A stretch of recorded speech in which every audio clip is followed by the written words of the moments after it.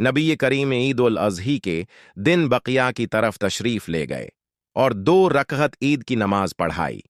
फिर हमारी तरफ चेहरा मुबारक कर के फरमाया, सबसे मुकद्दम इबादत हमारे इस दिन की ये है कि पहले हम नमाज पढ़ें, फिर नमाज और खुतबे से लौट कर कुर्बानी करें।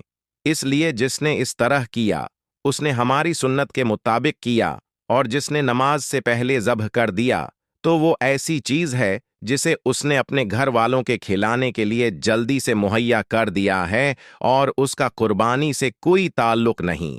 इस पर एक शख्स ने खड़े होकर अर्ज किया, या रसूल अल्लाही, मैंने तो पहले ही ज़ब्ह कर दिया, लेकिन मेरे पास 1 साल की पट्ठियां हैं और वो दूंदी बकरी से ज्यादा बेहतर है।